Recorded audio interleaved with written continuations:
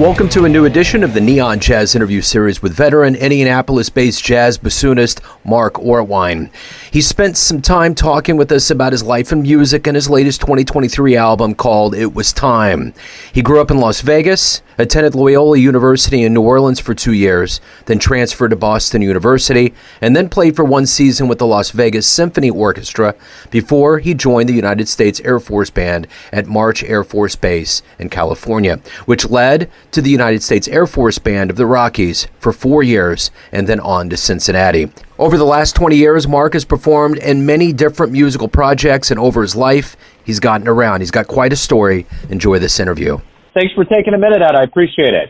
Oh, sure. No problem. So before we get into your new album, your life in music, I kind of want to get into COVID, how you survived the COVID time period as an artist. How did you survive, and how has it changed the way that you approach music now?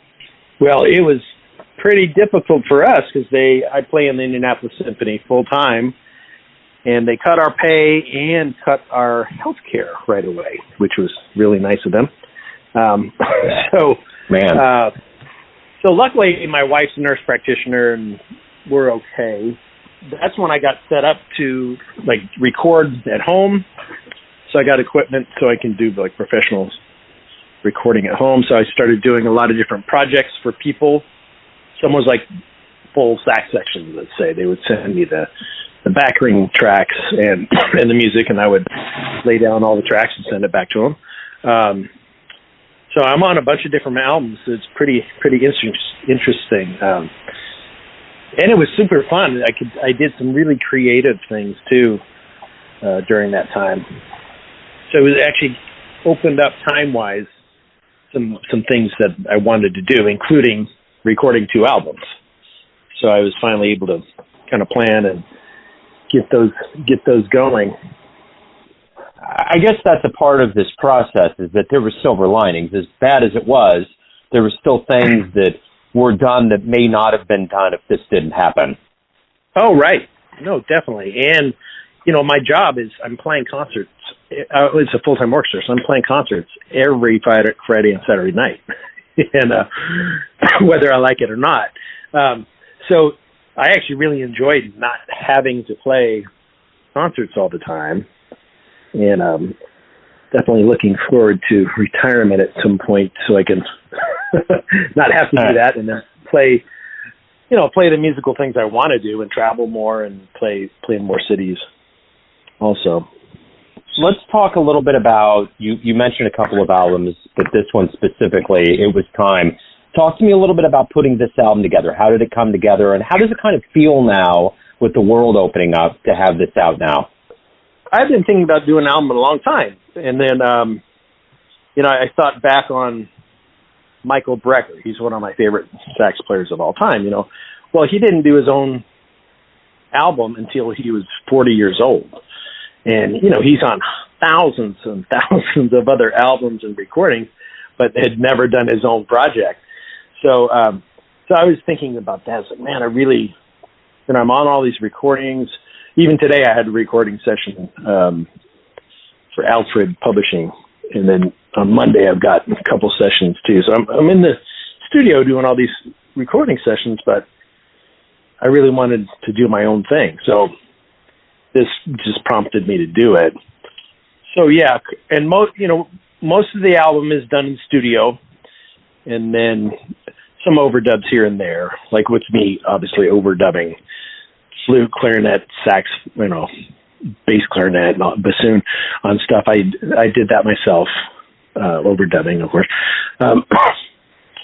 And my best friend plays with Marcellus in the Lincoln Center Jazz Orchestra, trumpet player, so he's on 2 cuts, and those are tracks that we sent, and then he did the recording on top of that, which, the good thing is people now are set up to do that. A lot of professional players, I should say, are set up now to record at home. So it's now very possible to do that thing more and more and more. As far as the charts, then, I already had some charts written, and then I decided to write a couple more. My guitar player that I use all the time, I asked him to write one. I asked my son, who's playing all the electric bass on the album, I asked him to write one. Another bass player that I used to use all the time, we had been doing his tune already, that Basso Bassa. And so I told him, man, I really want to record that tune. So yeah, just started putting the charts together. It's kind of a weird list in that, it's not just like a jazz quartet album where you go in and record and everything's kind of sonically the same. Almost every tune on this album is different sonically. I've got 5 different drummers on there, and all the different woodwinds for sure. And I've got a Latin tune, I've got a funk tune, I've got a pop tune even. I'd want to do one pop tune because I do play quite a bit of pop music and play with rock bands and stuff. And a friend of mine won The Voice, and so I figured, man, I really want to do that tune. So I did the arrangement of that, the Bonnie Raitt tune. So just started putting together, list a bunch of tunes to do. So it almost seems like when you say you got a nice mix of things that are going on this album, it almost sounds like your life. You grew up in Vegas, you went to school at Loyola in New Orleans, went to Boston, you're in Indianapolis right now. So you've been all over the place. So talk to me a little bit about how the seeds of music, and more specifically jazz, got rooted in you on this kind of geographic journey to where you're at now. My teachers in Las Vegas were playing with Frank Sinatra and people like that. And so they were good doublers. So they played saxophone, of course, and flute and clarinet. Mostly jazz bass players, but they had some classical training for sure too.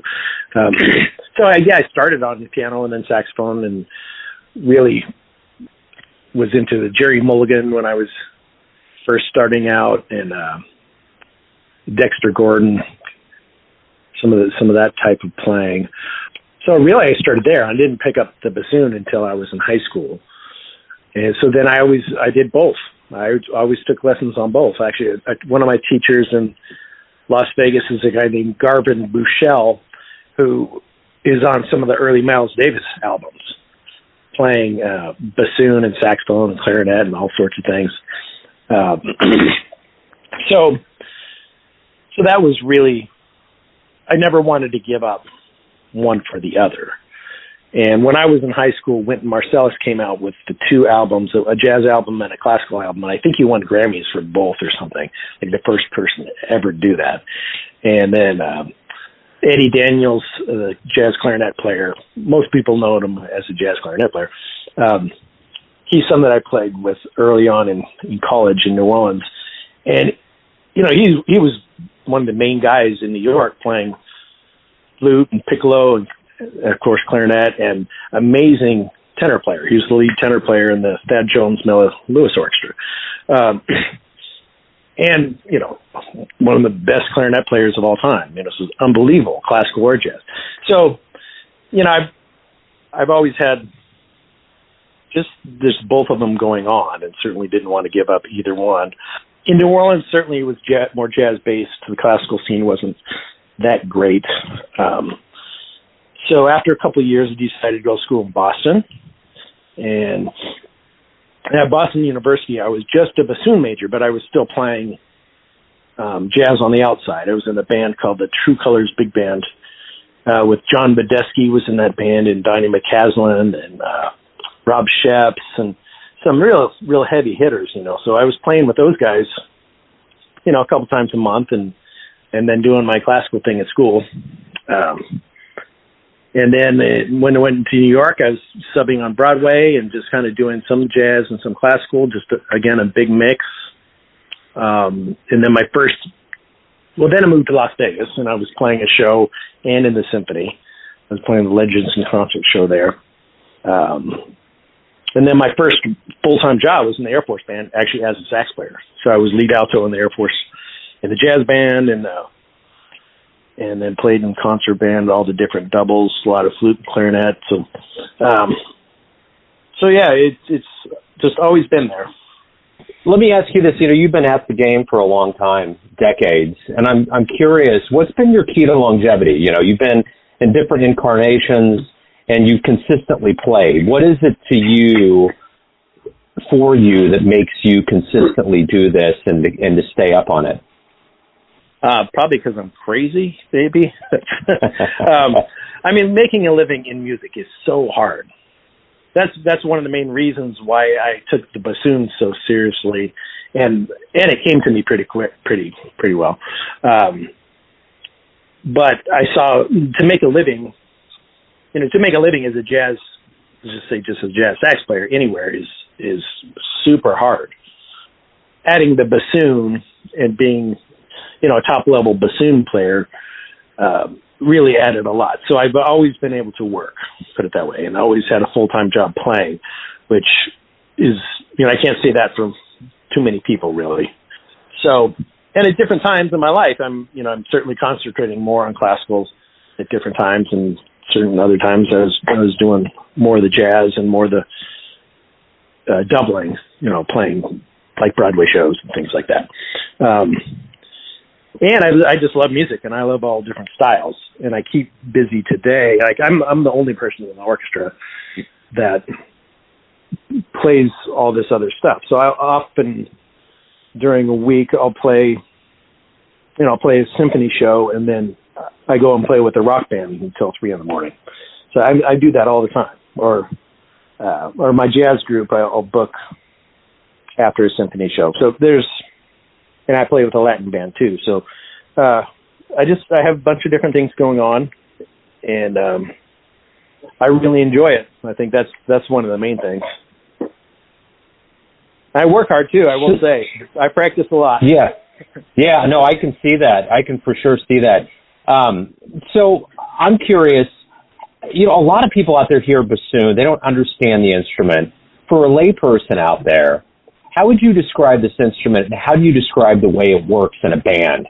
Not only what you do with the symphony, but what you do in other jazz compartments that you're involved with.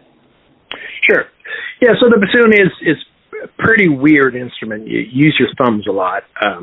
Technically, I think it's the hardest instrument to play of anything, just the basic technique of it. Some others are harder, like French horn's harder on the lips, and you have to be super accurate. But as far as the basic technique, the bassoon's a pretty hard instrument, and a lot of my practice time is actually spent making reeds. So any oboe and bassoon player at a pro level, you talk to any of them, then they'll say a good portion of their practice time is actually just making the reeds to sound good. The function of the bassoon in the band. I'm going through guitar pedals and different modules. So I can sound like a lot of different things. Like on the album, certain times you might think it's electric guitar, but not really. And that's an electric bassoon. It definitely has a little different sound. But one of the functions too is the bassoon's not that loud of an instrument compared to a saxophone. So even if I'm not using any, changing the sound at all, I'm amplifying the sound, and it makes it so you can actually play in a band.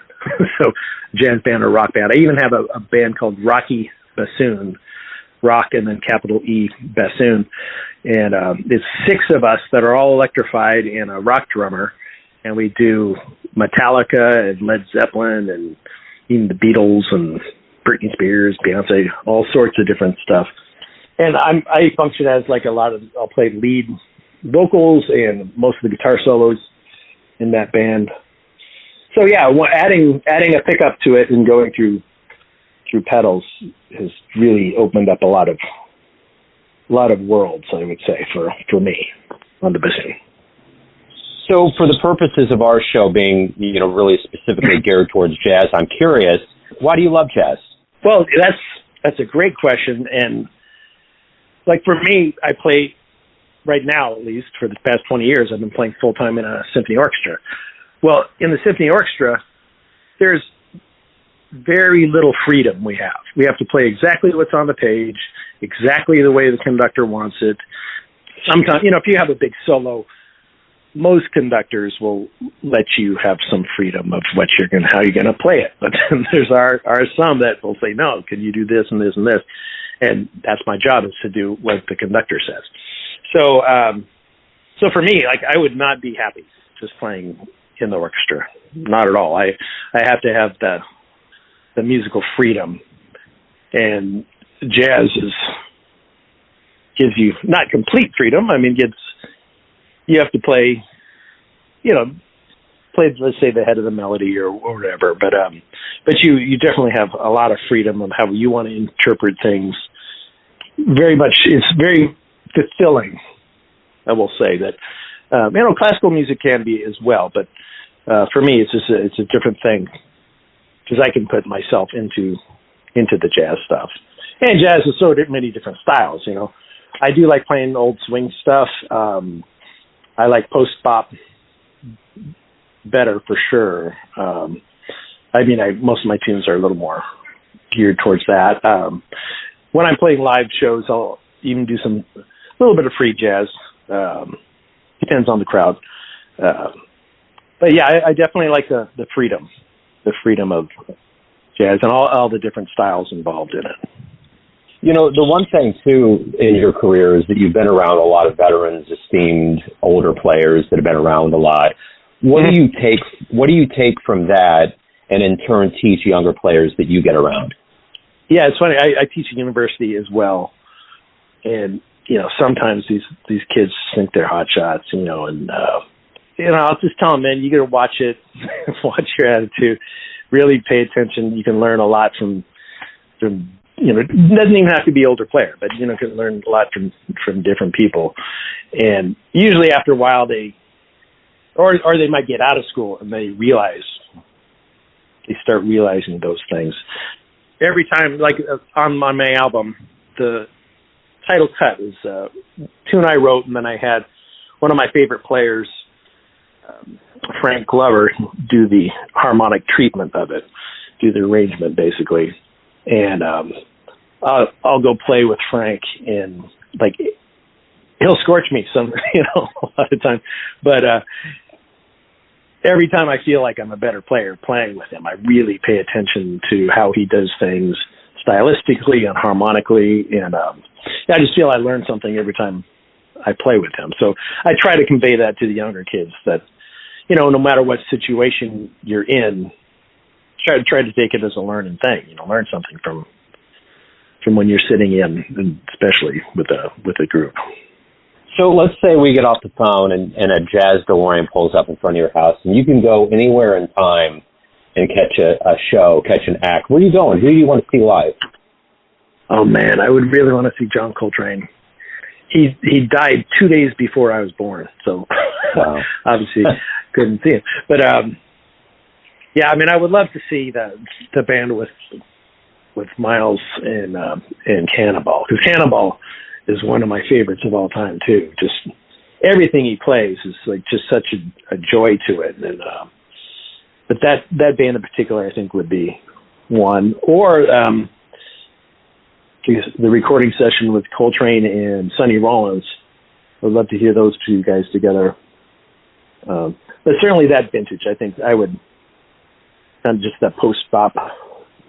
So everyone out there has a perception of you, an idea of who they think you are, your family, your friends, colleagues, those that get your music, but ultimately you're in charge of your life. You're in control. What's your perception of you? Who do you think you are? That's a good thing. It's a good question, because like most of the people see me and like, oh, Mark Ortwein, he's this and this, and I'm always learning, and people like when I said when I play with Frank Glover or some other players, it's like, man, there's so much to learn and practice to get to that next level. So I'm consistently just practicing and working to be better, and I'm always just striving. That's another thing. Like, I don't care how old you are. Both the other bassoon players in my orchestra are younger than I am, and I'll get with them and say, I want to really see what you're doing with reeds here, or wow, that sounded great. What fingering did you use? So I'm very open to still learning. I don't care if you're older than me or not. So that I really try to stress that to students too, is, don't get stuck thinking you're better than you are, maybe, because I have a long way to go to get where I would like to be, playing. Absolutely. So, Mark, anybody out there that wants to get It Was Time, any of your other recordings, learn more about you, where's the best place on the web to go? Right now, just find me on Facebook or Instagram. My album, I'm just selling the CDs. It is on Spotify, Apple Music, iTunes, all of that stuff too. And there are some YouTube clips. I need to really update a lot of things there. A lot of it's old. But, so yeah, I would just say there. I'm going to get a Bandcamp thing going, some other things going soon as well. But, and I have ortweinwoodwinds.com, or I think if you just put my name, markortwein.com, it pulls up to my website also. So yeah, I have a whole side business selling products for bassoon and a bunch of little business things. That's why I'll say too is, the musicians that are making a living in music full time, most of them are not just playing music. They're teaching, or they're selling products, or like repairing instruments, like all sorts of different things. And I kind of do a little bit of all of that. So you can get really bogged down too by getting too busy. So turn down gigs I don't want to do, which I used to not do. So I'd rather have more practice time, or even sleep in, or spend time with my family. Cool. So yeah, it's tough life being a musician. But I get it. I do love it, though. Absolutely. Mark, hey, thank you for opening up. Thanks for taking time out. Good luck with the album, and have a great 2023. Thank you so much. Thanks for listening and tuning in to another Neon Jazz interview, where we give you a bit of insight into the finest players and minds in Las Vegas, Boston, Kansas City, Indianapolis, and spots all over the globe, giving fans all that jazz. Thanks to Mark for his time, music, and plenty of stories.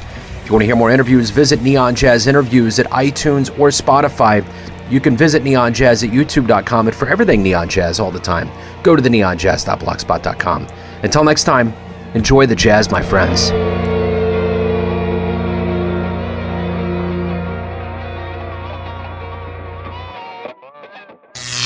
Neon Jazz.